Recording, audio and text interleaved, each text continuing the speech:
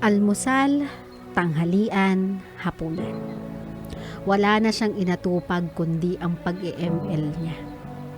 Kapag tinawag mo, galit pa para utusan. Siya pa ang naiinis, siya pa ang nagmumuryot at nagdadagbog kasi nakarank game daw siya. Baka daw ma-report siya na AFK. Sa totoo lang nahihirapan ako. Kasi ako na yung nagtatrabaho eh. Ako pa yung gumagawa ng gawaing bahay. Nakakapagod magkaroon ng partner na detached sa totoong buhay. Minsan, nasa labas kami para mag-celebrate kasama yung family ko o family niya. Nakayukyok pa din siya sa cellphone niya. Hindi ko na naiintindihan eh. I understand na yung game ay pahinga niya dahil bumalik siya sa school, pero minsan kasi maski sa school, nahuhuli din siyang naglalaro. I want to take his phone away but that's not mine to take. Hindi ako yung nagbigay, parents niya. What do I do with a partner na detached masyado sa realidad at attached masyado sa games? I am Jada and I have a partner who is so detached sa games niya rather than our life.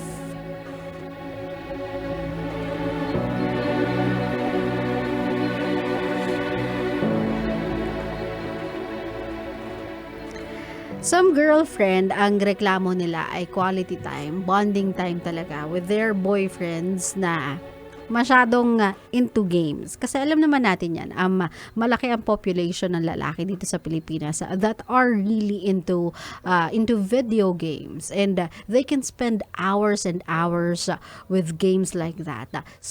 Some people can even spend a day, diba, sa game. Meron yan nag-exist yung mga yan, nang walang tayuan, doon nakakain sa may computer shop.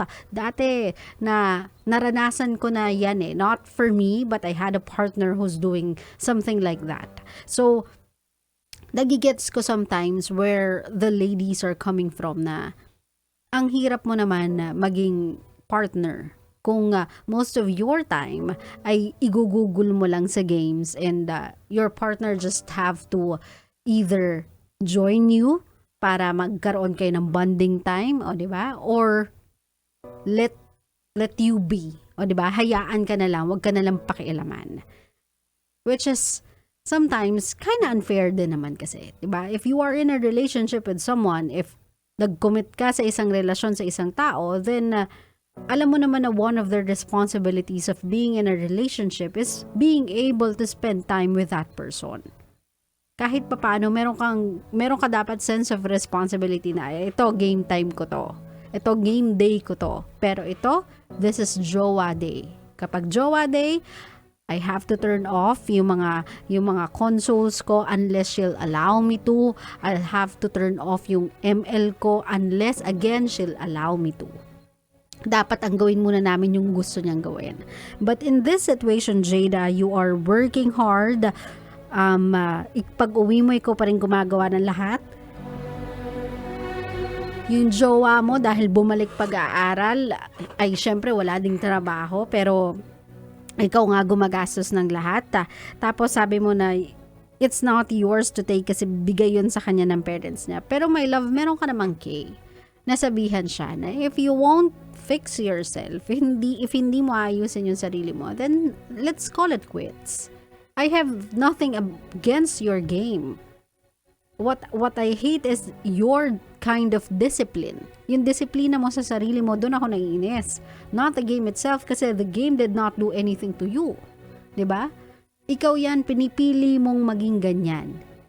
Pinabalik ka ng school para makapag-aral, para magkaroon ng mas magandang buhay, and I'm trying to help you with everything that I can kasi ako na yung kumikita muna sa loob ng bahay habang wala kang trabaho dahil nag-aaral ka nga.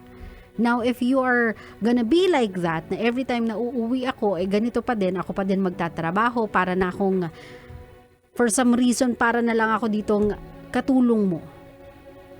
More than a partner, more than a girlfriend. Then, Jada, just call it quits. 'Di ba? Parang hindi ka nagsusumikap ng ganyan, hindi ka nagpapagod ng ganyan para magpalaki ng isang tao na hindi mo pa nga sariling anak. That is your partner. Partner should be a katuwang sa buhay. Kung umaabuso siya ng ganyan, kakalaro niya, kasi hodang ML yan, kasi hodang Dota yan, Call of Duty yan, Valorant yan, Diablo yan, my love, just let him be. Umuwi ka na lang sa inyo, dun ka maglaro. Maybe your parents are okay with that, but not me. Hindi ako nagpapakapagod sa trabaho to go home to somebody na magagalit pa sa akin kapag humingi ako ng tulong sa gawaing bahay just because naka quote-unquote rank game ka. Without even asking me, how am I?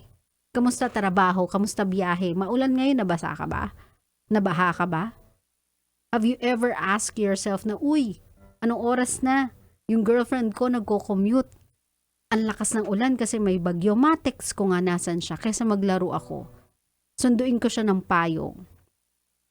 Baka na anggihan siya, sunduin ko siya ng tuwalya. Ipaghanda ko siya ng mainit na tubig para pag naligo siya, hindi siya magkasakit.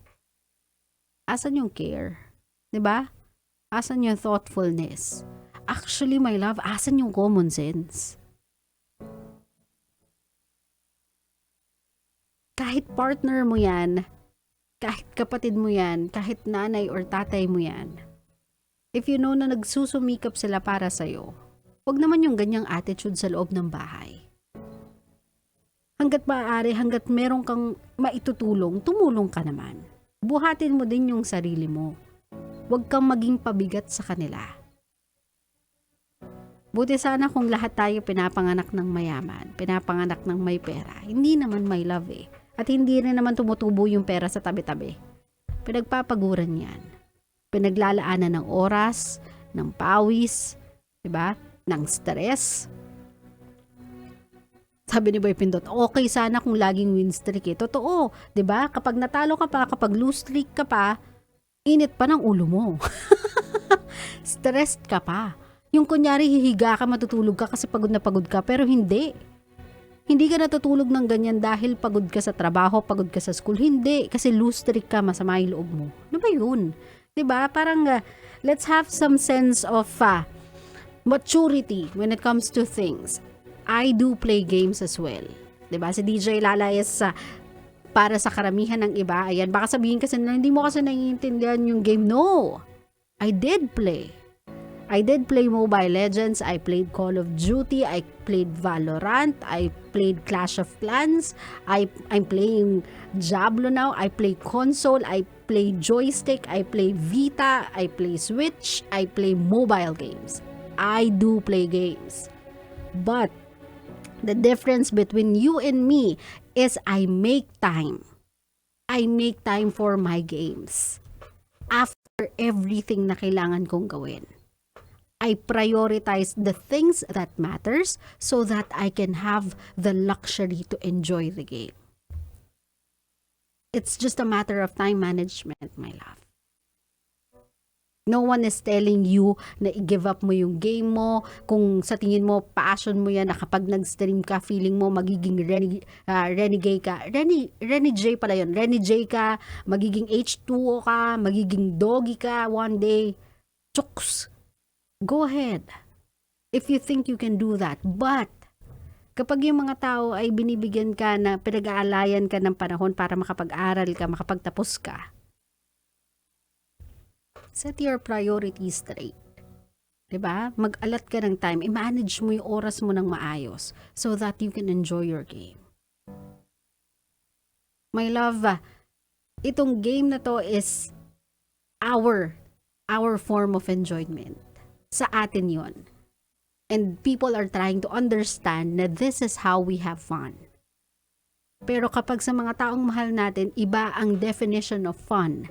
If meron silang decency, if meron silang thoughtfulness para intindihin yung gusto natin, magkaroon din tayo ng a little bit of common sense na intindihin sila sa mga gusto nila, na pagbigyan sila sa mga gusto nila. It's a give and take kind of relationship. Diba? Huwag tayong maging immature. Hindi lahat ng naglalaro ng games immature. Hindi lahat ng mga taong hanggang ngayon parang bata na bumibili pa rin ng mga games na lumalabas virtually or even sa mga PlayStation nila, na bumibili pa rin ng mga panlaro, quote-unquote, kung tawagin ng mga matatanda, ay isip bata. No. May mga taong naggi-games, into games. Passionate sa games. Pero mature mag-isip at responsable. Do that. And people won't be bothered by the fact that you are into whatever it is na nilalaro mo. As long as marunong kang maging responsable about it. Klaro? Klaro.